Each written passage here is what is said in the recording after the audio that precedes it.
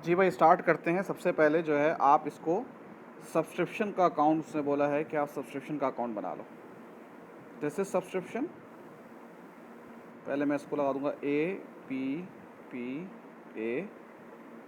Cash और income और expense. ठीक है भाई। अब देख सकते हैं भाई, अब हम यहाँ पे क्या क्या दिया हुआ है आपको। सबसे पहले subscription arrears accrued brought down, ये साल के शुरू का ब्रॉड डाउन आपको दिया हुआ है 500। सब्सक्रिप्शन आपने रिसीव कितनी की है 18300। और साल के एंड में सब्सक्रिप्शन एडवांस कितनी है आपकी रिसीव इन एडवांस प्रीपेड यानी कि 1300। तो ये हो गया 16500 सब्सक्रिप्शन का अकाउंट बन गया। अच्छा, उसके बाद उसने बोला है कि इनकम और एक्सपेंस बनाओ। चले भाई स्टार्ट करते हैं। इनकम कैश, ये दो एसेट होते हैं। एंट्रेंस फीस, हाँ ये हमारी इनकम है, लेकिन इसने लिखा है कि entrance fees are treated as a capital receipt. Capital receipt क्या होती है बेटा, जो कि वो जाएगी बैलेंस शीट में, वो इनकम स्टेटमेंट में नहीं जाएगी। इस सही ना, आहिस्ता आहिस्ता लेकर आते हैं हम। खैर इस साल वो इनकम स्टेटमेंट में नहीं जाएगी। अगर ये नहीं लिखा हुआ होता तो मैं उसमें लिख चुका होता इनकम में। फिर उसमें लिखा हुआ है सब्सक्रिप्शन, अभी निकालिए सब्सक्रिप्शन की इनकम हमने 16500। प्रॉफिट फ्रॉम डिस्कोज, बेटा ऑलरेडी आपको प्रॉफिट निकाल के दिया हुआ है, आपने कर दिया। अच्छा, sale of ground equipment at book value 400। अच्छा, आपने बुक वैल्यू पे बेचा है, इसका मतलब है नो प्रॉफिट नो लॉस, बराबर।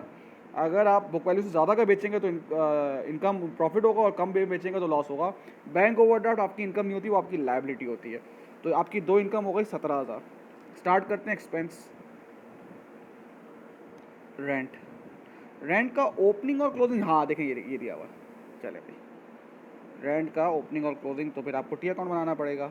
PAAP पाप कैश और इनकम एंड एक्सपेंस। स्टार्ट करते हैं। रेंट ओइंग, ओइंग मतलब अक्रूड ओपनिंग दिया हुआ है आपको 750। रेंट पे कितना किया है 2250। और उसके बाद डेट्स इट। तो रेंट आ रहा है 1500। उसके बाद है सनड्राई एक्सपेंस। सनड्राई एक्सपेंस ओपनिंग क्लोजिंग कुछ नहीं दिया हुआ, तो 17300। परचेज ऑफ एडिशनल फर्नीचर, यहाँ पे डेप्रिशन आएगा, लेकिन डेप्रिशन दिया हुआ है आपको 1200 एंड 1250, यानी कि दोनों का आपको डेप्रिशन दिया हुआ है।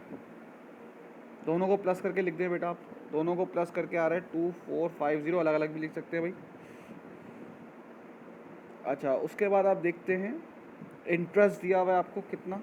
बैंक का इंटरेस्ट आपको दिया हुआ है 50, और कैश इन हैंड वो आपका एसेट होता है। तो ये आ गया 21300। तो ये डेफिशिट आ रहा है आपका 4300, इसमें से यही पूछा गया है।